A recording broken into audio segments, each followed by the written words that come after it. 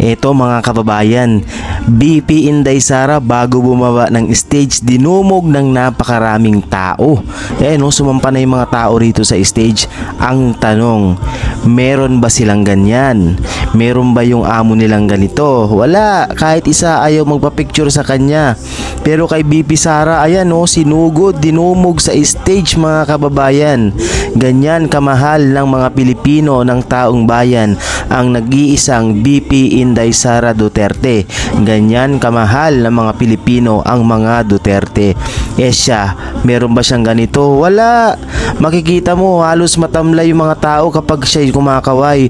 Pero kay BP Inday Sara, ang saya ng mga tao, ang saya ng vibes kasi napakabuti ng mga Duterte.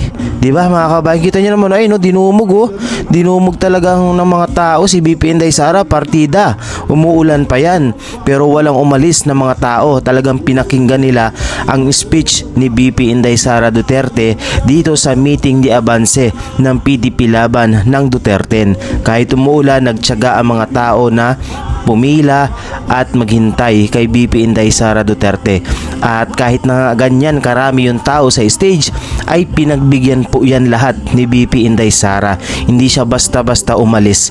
Pilit na nga siyang pinapaalis ng kanyang mga security, pero si BP Inday Sara nanatili pa rin dito para mapagbigyan yung mga tao, yung mga taga NCR, yung mga taga Maynila na gustong gusto siyang makita.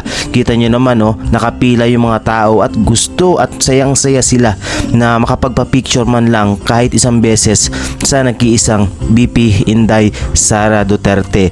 Isa pa ulit na tanong, meron ba siya niyan? Wala. Tanging sa mga Duterte lamang yan. Tanging sa mga Duterte lang talaga ang tunay na pagmamahal ng mga Pilipino sa nag-iisang pinakamagaling at nagmalasakit na presidente sa ating bansa, si Pangulong Rodrigo Roa Duterte. Opo, tama kayo, Pangulong Rodrigo Roa Duterte, dahil para sa amin hindi siya nawawala bilang Pangulo ng ating bansa. Yun lang mga kabayan, at pakinggan natin ang speech ni BP Inday Sara Duterte dito sa meeting di Avance ng Duterte.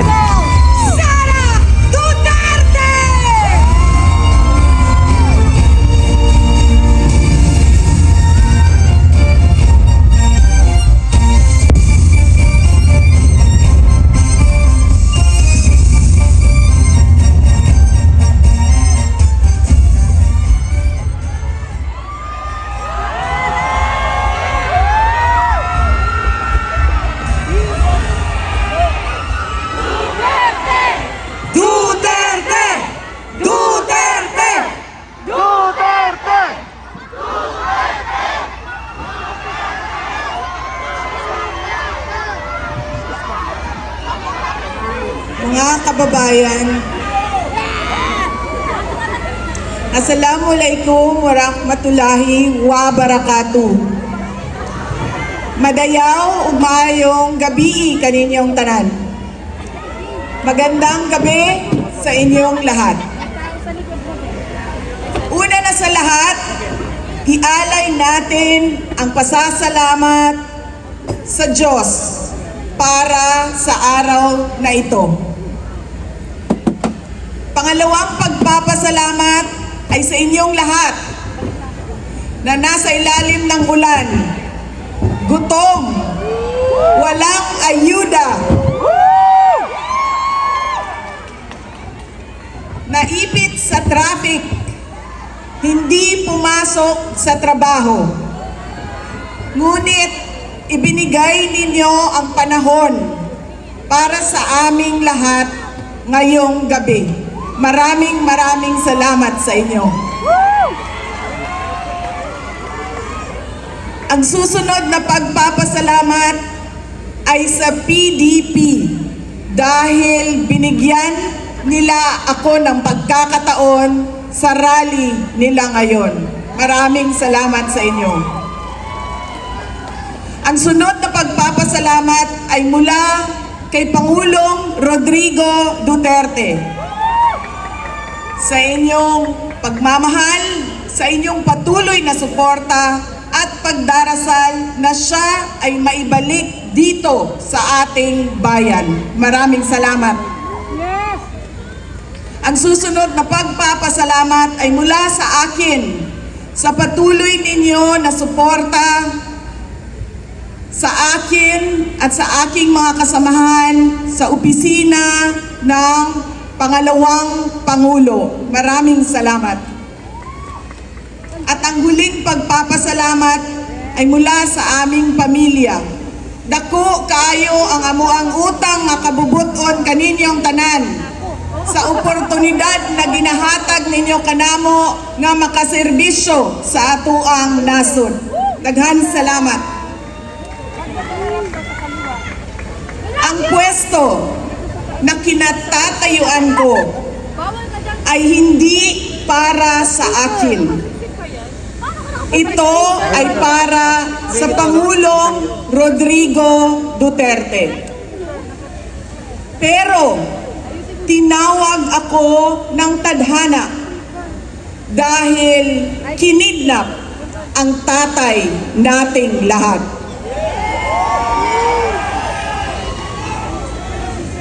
Sa pagkakataong ito, nakatayo ako sa entablado at humaharap sa inyo, hindi bilang kandidato. Ako si Inday Sara, isang botanteng nagmamahal sa ating bayan at natatakot para sa ating kinabukasan. Mga kaigsuunan ko, iniibig ko ang Pilipinas. Iniibig ko kayong mga Pilipino. I love you! We love you! Our future president! I love you too.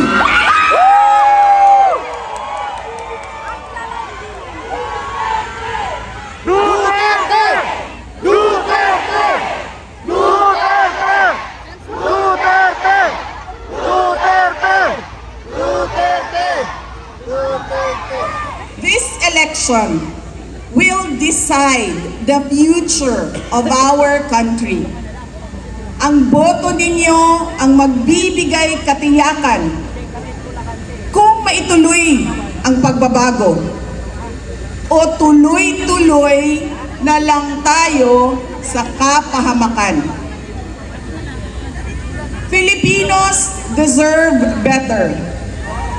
Nagpapasalamat ako dahil nandito pa rin kayo at nakikinig sa akin sa kabila ng kaliwat kanan na paninira nila.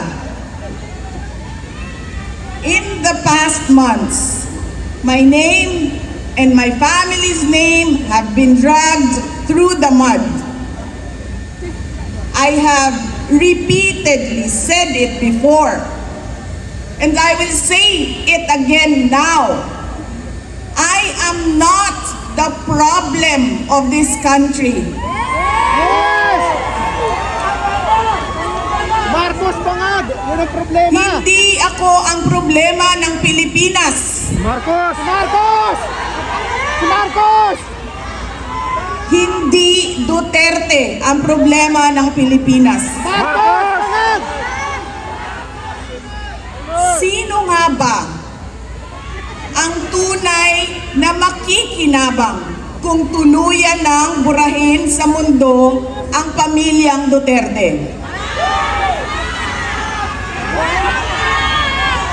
Hindi ang mga Pilipino. Lalo nang hindi makikinabang ang mga biktima sa krimen, mga walang trabaho, mga naghihirap, o maging ang mga nagugutom. Tama, tama. What we are witnessing is a systematic demolition job against political opponents that once dared to put the country first, even if it meant going against the most powerful interests in our homeland. Sa kasamaang palad, iniluklok natin ang isang leader na walang kakayahang maintindihan ang tunay na kalagayan ng mga Pilipino.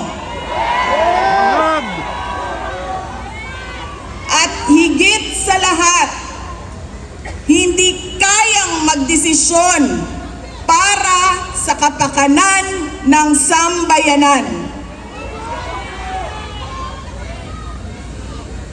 Pinagbabayaran natin ngayon ang pagpili ng maling leader. Nakikita natin ang lantaran at walang pakundangang paglabag sa ating saligang batas.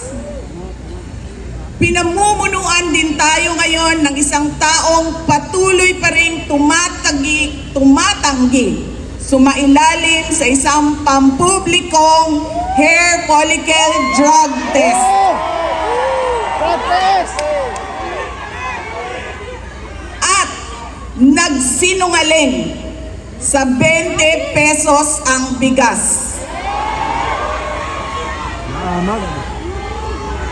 Ang masakit pa, nakuha nilang kidnapin ang dating Pangulo. At dali-dalian nilang itinapon sa ibang bansa upang litisin ng mga dayuhan. Ngunit, higit pa sa mga kabiguang ito ay isang mas malalim na pambabastos at pang-iinsulto sa ating mga Pilipino. Iniinsulto nila tayo sa paggamit ng ayuda upang bilhin ang boto ng mga tao. Tama. Ang ayuda ay hindi naman likas na masama. Sa katunayan, marami ang natulungan ito noong panahon ng pandemya. Ngunit, kapag ginamit ito para manipulahin kayo at pagsamantalahan ang inyong kahirapan upang manatili sila sa kapangyarihan, nagiging sandata ito ng pang-aabuso. Again, Filipinos deserve better. We must return to long-term, concrete programs, not short-term dole-outs that are being abused by those in power. Ang kailangan ng Pilipino ay isang mabisang food security program. Isang programa na tutugon sa problemang pinakamalapit sa bituka, ang gutom. Ang kailangan ng Pilipino ay isang modernong hybrid education system na nakasandal sa pagtuturo ng disiplina at pagmamahal sa bayan. Ang kailangan ng Pilipino ay isang tunay na universal healthcare system na tutugon araw-araw sa lahat ng health centers at hospitals at hindi lamang sa mga supporters ng politiko. Ang kailangan ng Pilipino ay matibay na infrastruktura. Let us build into the future. Ang kailangan ng Pilipino ay oportunidad sa hanap buhay at trabaho dito sa loob ng ating bayan. Masakit sa kalooban nating lahat ang kalagayan ng maraming nating OFWs na malayo sa kanilang mga mahal sa buhay. At higit sa lahat, ang kailangan ng Pilipino ay peace and order. Kailangan nating ganap na puksain ang kriminalidad, illegal na droga, terorismo, at insurgency sa pamamagitan ng makatotohanang non-partisan Philippine National Police na suportado ng ating sandatahang lakas. Kinahanglan undangon nato ang batasan sa pagpili sa mga kandidato nga gikan sa political dynasty. kining mga sikat nga apelido nga magsayaw-sayaw ra og magkanta sa atubangan. Igo ra magpakatok, undangon ang mga party list na gipanagya sa mga dato. Undangon ang mali na pagpili sa atong mga opisyales. Undangon ang budol o pagpamakak.